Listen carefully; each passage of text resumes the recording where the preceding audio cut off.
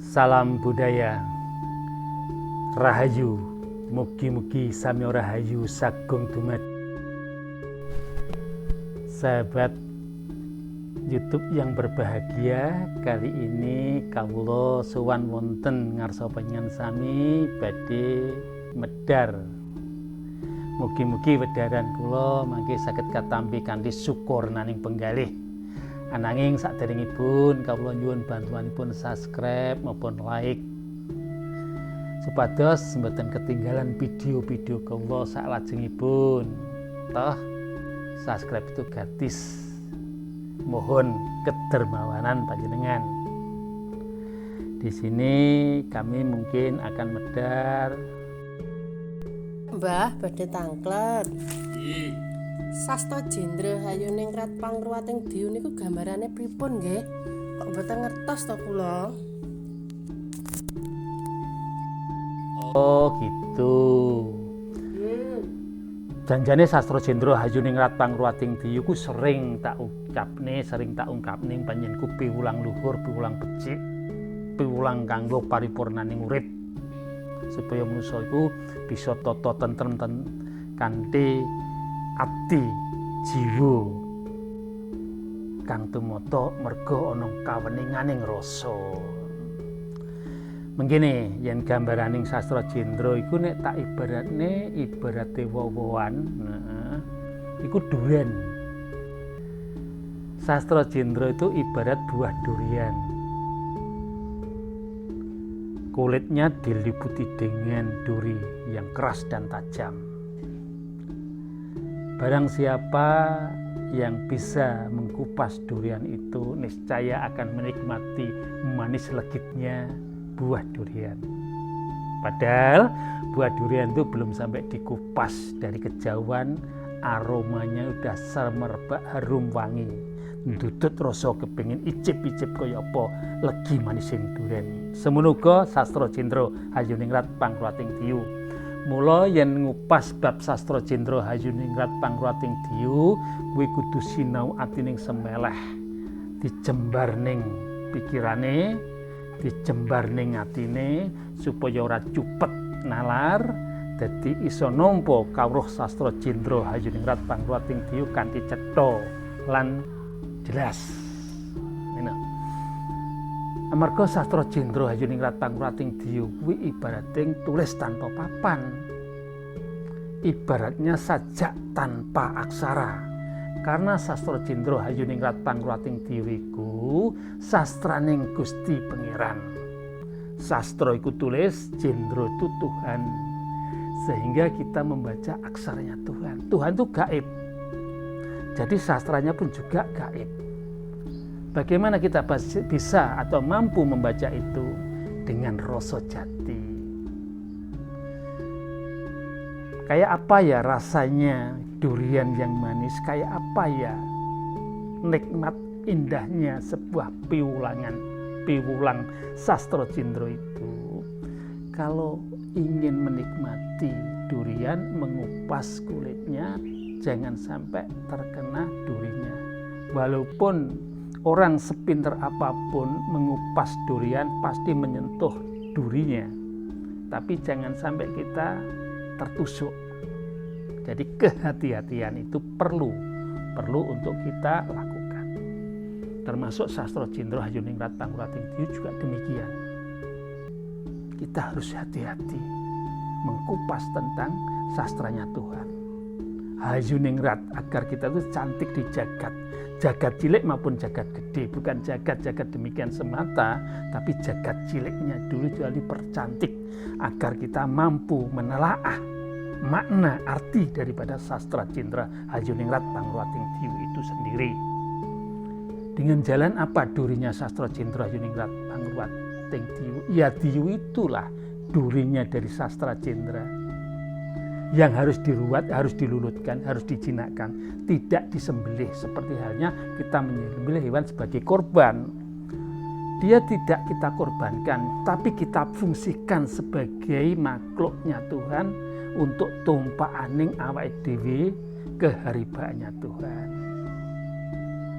bagaimana fungsinya si duri itu untuk melindungi buah durian yang begitu manis, aromanya begitu amrik wangi. Jadi duri-duri daripada durian itu untuk meliputi, untuk memagari, untuk menyelamatkan si buah durian sendiri agar tidak dimangsa dari sesuatu kena mangsa dewan dan itu diliputi dengan duri karena keindahan. Sama halnya Sastra Jendro itu, di dalamnya ada sebuah mutiara tutur yang amat sangat indah, ada mutiara perjalanan yang sangat cantik, sehingga dia ditutupi dengan diu-diu itu.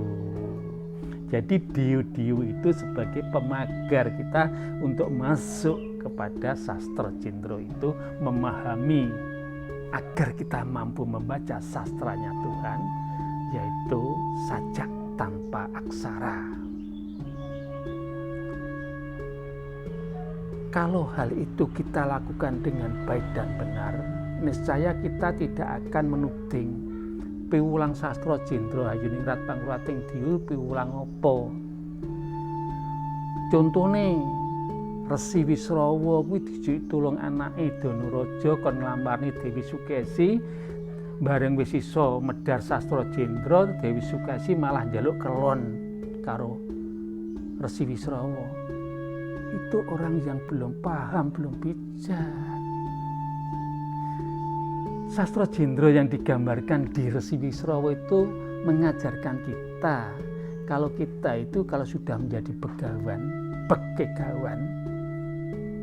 bekalnya hidup untuk kesana sudah cukup. Berarti kita sudah tidak ada kemelekatan. Jadi pada saat itu gambaran Resi Wisrawa itu koyok anak polah bapa keprada. Anake godho njaluk swarga, bapake reka-reka medhar Sastra Jendro. Nah, Sukesi itu gambaran daripada surga gitu loh. Bukan perempuan cantik yang untuk pelampiasan seksual, bukan. Itu surga. Sopo sing pengen nikmati kaswargan iki, ini Sukesi bener. Kudu iso medhar Sastra Jendro Hayuningrat Pangruwating Diyu. Tidak semuanya orang mampu, terkecuali Resi Wisrawa. Tapi Resi Wisrawa itu lali Purwoduksena, lupa dengan status atau dirinya yang sudah begawan itu. Biar anaknya diajari untuk medhar Sastra Jendronya, bukan untuk nanam sebuah durian. Anaknya enggak diajari menanam, bagaimana cara menanam buah durian, bagaimana cara mengairi, tapi nunggu tak tandurne nek wong kowe tak weki. Itu namanya ya keliru. Orang tua hanya memberi, tidak pernah mengajarkan. Ibaratnya terus diweki iwak ning ora tahu diweki pancing. Nah, gitu loh. Diajari lah Danaraja memancing swarga iki carane ngene iki lho. Ini lho cetone, jangan dianggap wulangan Sastra Jendro, ajaran Sastra Jendro, pitutur Sastra Jendro itu dianggap jorok. Memang piwulang Jawa itu bungkusnya itu sebuah kejorokan, sebuah kekasaran, tapi di dalamnya seperti buah durian. Piwulang Sastra Jendro itu tidak seperti piwulang-piwulang di agama-agama atau lain-lain apa, enggak. Karena kalau yang lain-lain itu ada tulisannya. Ini enggak. Tulisannya enggak ada. Makanya dikatakan papan tanpa tulis itu gitu. Enek papan enggak enek tulisan tapi bisa membaca di dalamnya tulisan.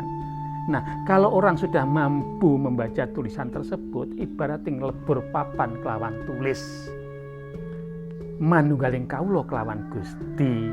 Kapan? Sekarang. Ya sekarang ini kita sudah manunggal dengan Tuhan.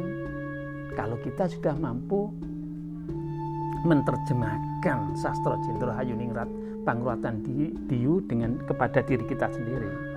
Tapi Kalau kita tidak bisa menerjemahkan dengan baik dan benar tentang Sastra Jendra itu, kita itu akan digubel dengan diyu-diyu. Uriping dhewe iki bebasan dadi tumpahaning nafsu. Padahal awake dhewe kudu numpak nafsu, bukan nafsu itu nafsu birahi, tidak. Bukan. Nafsu keserakan, ya juga termasuk nafsu birahi juga. Nafsu keserakan, sok seneng adu-adu, itu nafsu.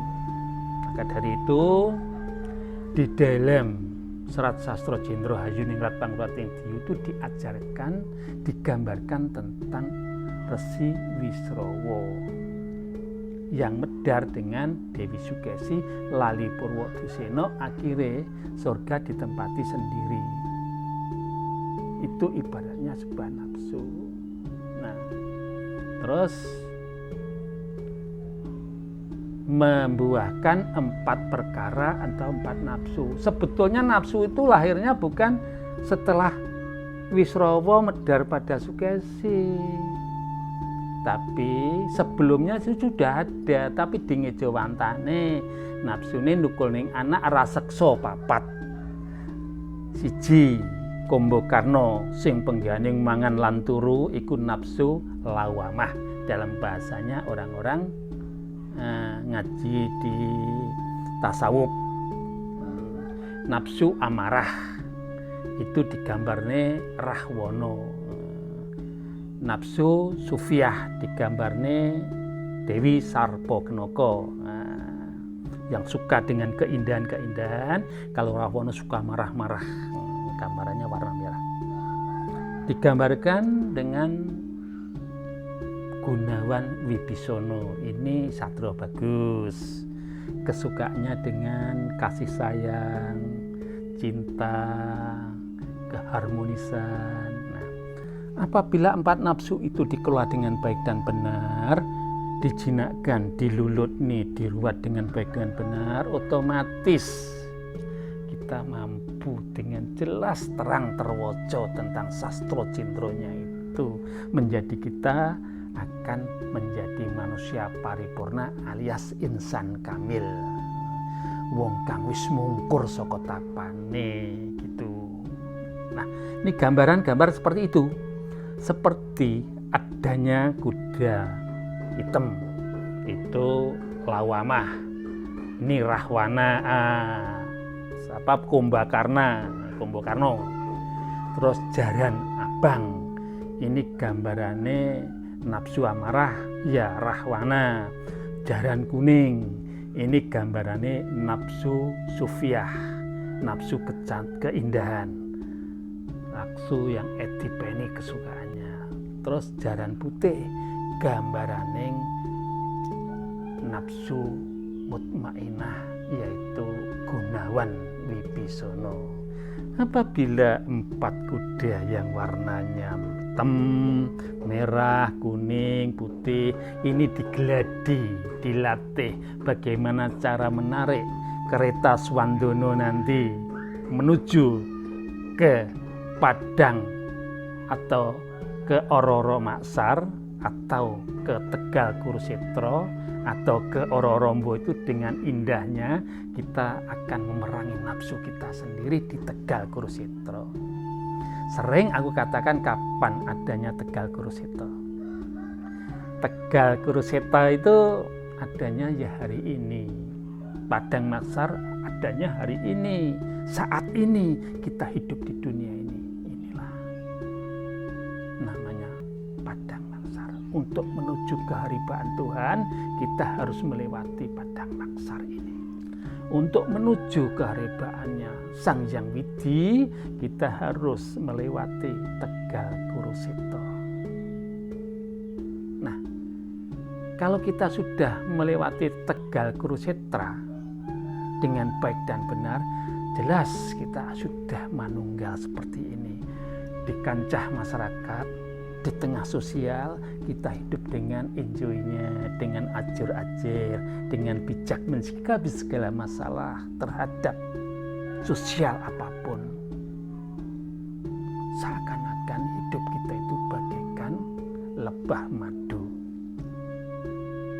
hinggap diranting separah serapuh apapun tidak akan patah. Yang dihinggapi adalah sekuntum bunga yang penuh keharuman, sari patinya bunga. Yang dikeluarkan adalah apa? Madu yang bermanfaat bagi kesehatan. Inilah orang yang sudah ngukup-ngokop tentang Sastra Jendra Hayuningrat Pangruwating Diyu. Dia telah menjadi manusia paripurna sing wis mungkur saka tapane. Ini metaforse Sastra Jendra Hayuningrat Pangruwating Diyu yang aku gambarkan bak buah durian, bukan buah gedondong yang kelihatannya ajaran itu halus, indah, cantik, tapi di dalamnya itu carut merawut, isinya merawut. Tapi kalau buah durian Sastra Jendra Hayuningrat Pangruwating Diyu luarnya kasar, penuh duri, penuh tantangan. Hidup ini penuh tantangan. Kalau kita mampu melawan sebuah tantangan, kita menang menjadi satria pilih tanding. Sekian atas wedaran dari kami, kurang lebihnya mohon maaf. Rahayu.